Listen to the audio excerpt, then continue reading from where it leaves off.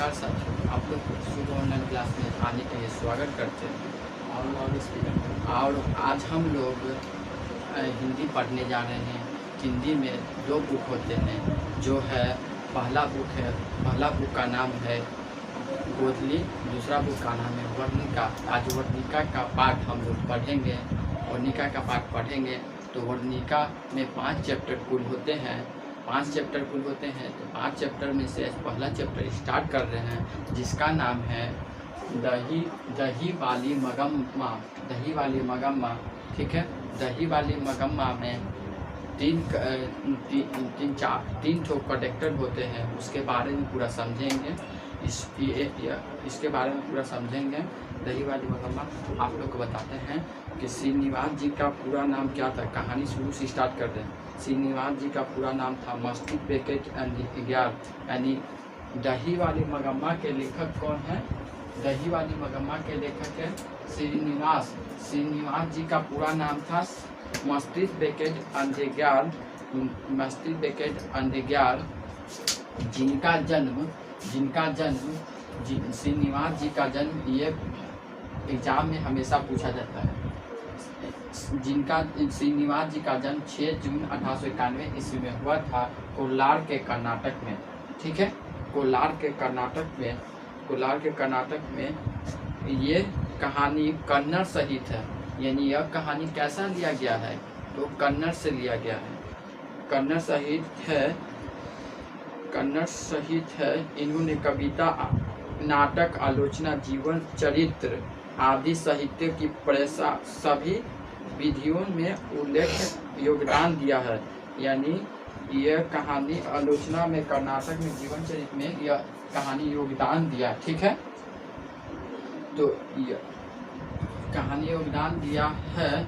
यह कहानी लिया, इसमें से आगे भी दिया है बुक में। उन्होंने ज्ञानपीठ पुरस्कार भी प्राप्त किया था। यह कहानी था जो ज्ञानपीठ पुरस्कार, यह कहानी कन्नड़ सहित नेशनल बुक ईस्ट इंडिया से लिया गया था, ठीक है। इसका अनुवादक, यानी इस कहानी का अनुवादक कौन है? तो इस कहानी का अनुवादक B.R. नारायण है। दही वाली मगम्मा का कहानी कैसे पूछेगा क्वेश्चन कि दही वाली कहानी का अनुवादक कौन है? तो दही वाली कहानी का अनुवादक B.R. नारायण है, ठीक है। आप लोग बता दीजिएगा, ये बता दिए उतना पूरा। फिर से एक बार रिवीजन कर लेते हैं। ये दही वाली कहानी कैसा कहानी है तो कन्नड़। लेखक कौन है? श्रीनिवास जी का जन्म 6 जून 1891 ईस्वी में कोलार कर्नाटक में हुआ था, ठीक है। कोलार कर्नाटक में हुआ था। इसका अनुवादक बताइए कि B.R. नारायण ने अनुवादक किया था।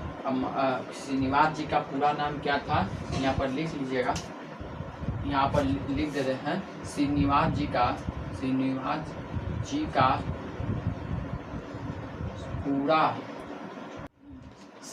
का पूरा नाम क्या था?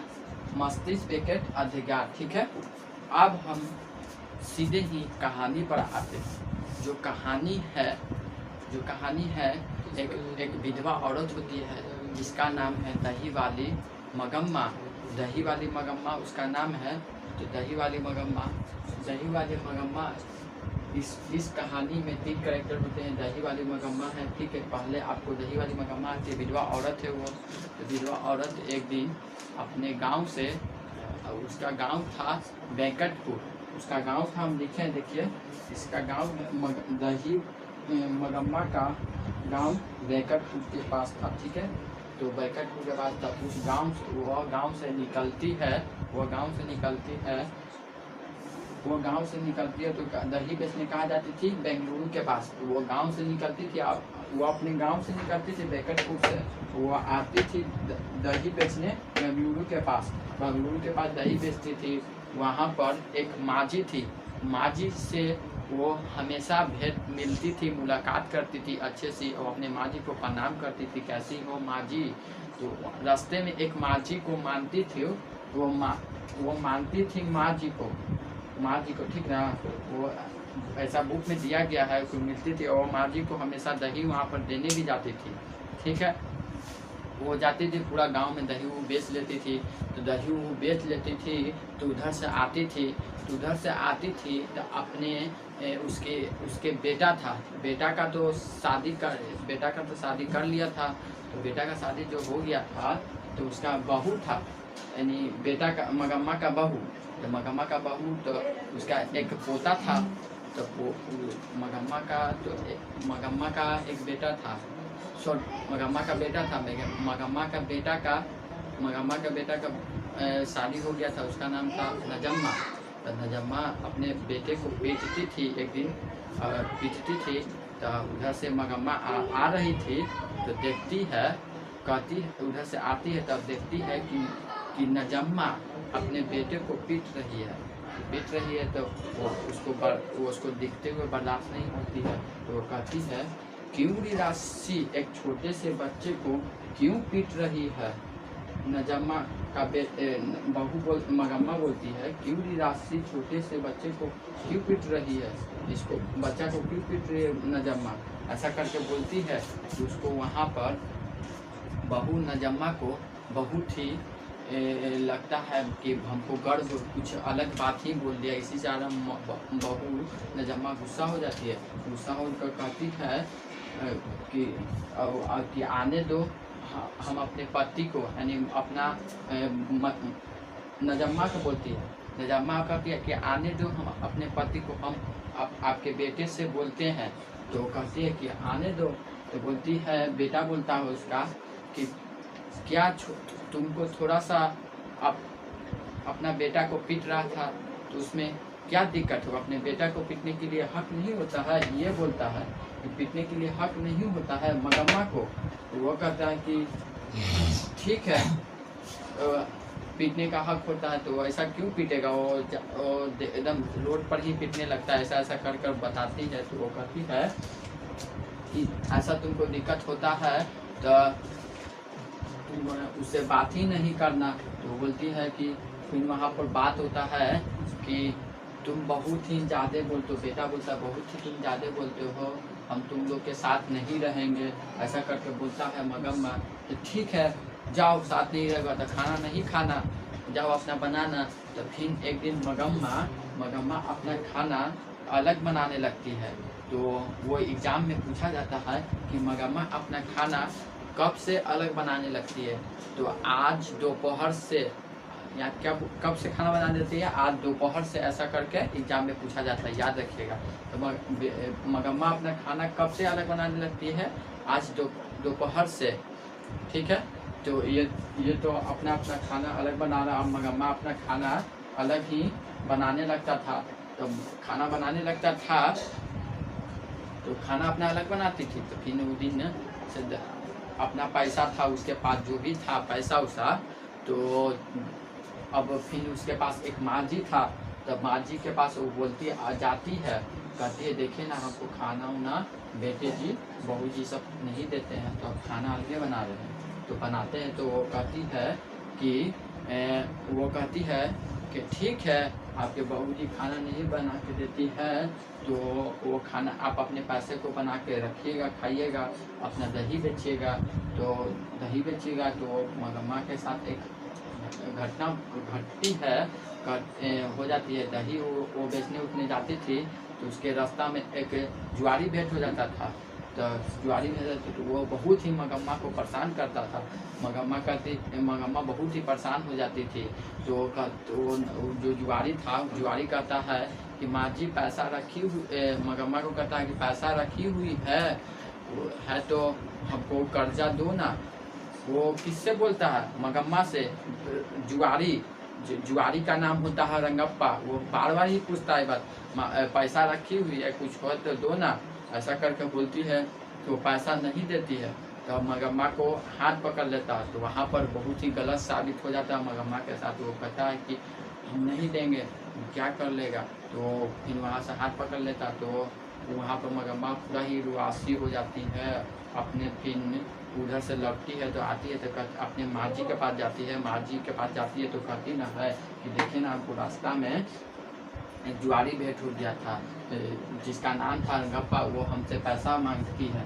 तो कहता है ना मगम्मा कहती माँ जी कहती है कि पैसा मांगने लगता है। तो रंगप्पा कहा तो वो फिर मगम्मा कहती है सुनिए ना माँ जी आप मेरा पैसा, मगम्मा कहती है सुनिए ना माँ जी मेरा पैसा है जो आपको हम दे देते हैं। मेरे बैंक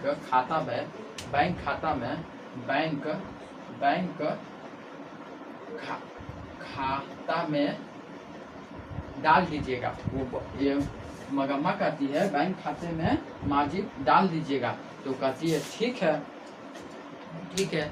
तो वहाँ से तो वो यह बात बेटा और बहू को ही पता चल जाता है। एक दिन पता चल जाता है। तो बेटा और बहू को पता चल जाता है। तो अपने मगम्मा क्या करती है, यहाँ पर बहुत ही चालाकी हो गया था कि मगम्मा क्या करती है कि मगम्मा कहती है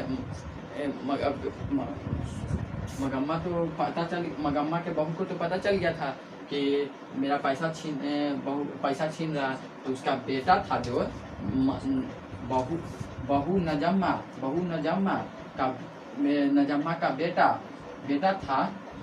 था जो नजम्मा क्या करती है एक दिन अपने सास के पास भेज देती है। वो सास के पास भेज देती है, कहती है ना कि अपने बेटों को कहकर भेजती है कि दादी जी हमको आप ही के पास रहना है। तो वो चल जाता है, यहाँ से भेज देता है। तो फिर बहू नजम्मा को भी एक दिन जाती है तो रास्ते में लेकर पहुँचा देती है। वहाँ से हल्के से साइड होकर वो लोग पूरा बात सुनते थे। वो उसको तो पता चल गया था कि मेरा बहू नजम्मा का पैसा छीन रहा था। तब उसको पता कर लिया। तो वो कहती है ना कि सुनिए ना माँ जी आप हमको पैसा पूरा छीन लेता था। तो पैसा कहता था सुनिए ना माँ जी वो लोग पैसा छीन लेता था, आप मेरे साथ रहिए अब। तो वो कहती है को फिर रहने लगती है। तो फिर उसका एक ब्लाउज होता है। वो अपने माँ जी से एक ब्लाउज खरीदी थी जिसका नाम था मखमल का ब्लाउज। क्या नाम था? वो मखमल का ब्लाउज होता है। जो मखमल का ब्लाउज होता है पहनते रहती तो मगम्मा देखती रहती थी। तो कहती है ना कि मगम्मा देखती रहती थी। कहती कि माँ जी ब्लाउज लिए क्या? तो बोलती थी कि हाँ कितने रुपये में? 8 रुपये में। किससे लिए? तो उसको तो पता था कि माँ जी से हम खरीदते। तो बोले हम लिए, हम अपने एक थी वहाँ दही बेचने जाती थी तो उससे ब्लाउज ली थी मखमल का। तो मखमल का ब्लाउज ली थी तो साथ में रहने लगी।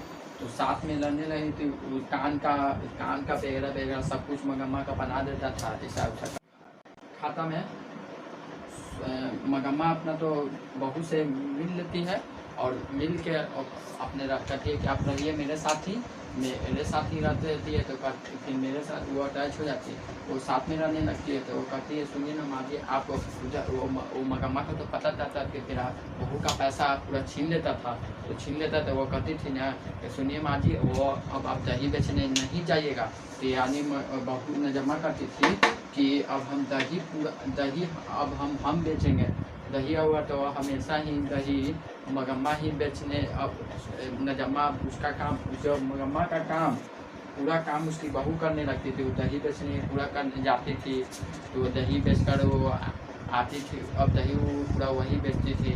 ये इतना ही कहानी था, पूरा था, इतने ही था कि हम आपको बताए हैं। एक बार खून से जो क्वेश्चन आता है, वो जो क्वेश्चन पूछा जाता है उसका अगले वीडियो में हम बता देंगे। क्वेश्चन आंसर भी और ऑब्जेक्टिव भी वो पूरा हम बता देंगे अगले वीडियो में पूरा हम बता देंगे।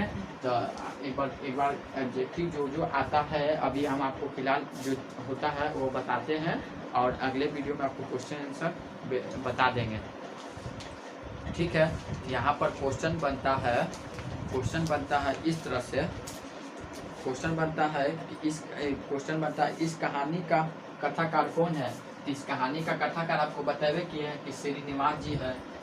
यानी कथाकार या लेखक ही होता है। इस कहानी का कथाकार कौन है? श्रीनिवास जी है। श्रीनिवास का जन्म कब हुआ था? बतावे कि श्रीनिवास जी का जन्म 6 जून 1891 ईस्वी में कोलकाता के कर्नाटक में हुआ था। ठीक है, बताया था कोलकाता के कर्नाटक में हुआ था। यह कहानी, इसके अनुवादक कौन है? इस कहानी का अनुवादक कौन है? इस कहानी का अनुवादक बताए थे B.R. नारायण है। इस कहानी का अनुवादक B.R. नारायण है। B.R. नारायण, अभी हम आपको लिखे थे B.R. नारायण यहाँ पर नहीं लिखे, बता दे रहे हैं आपको, बताए थे B.R. नारायण है। इस कहानी का B.R. नारायण है। फिर इसमें पूछता है कि मगम्मा दही बेचने कहाँ जाती थी? तो बेंगलुरु शहर जाती थी। माँ का घर कहाँ था? बैकटपुर।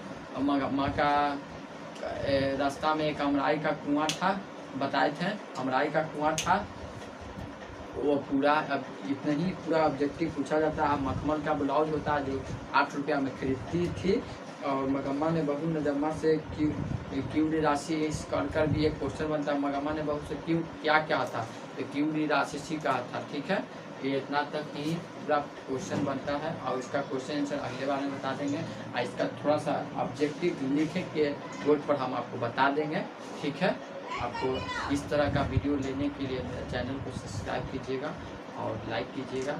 अगले वीडियो में आपको क्वेश्चन आंसर बता देंगे। धन्यवाद।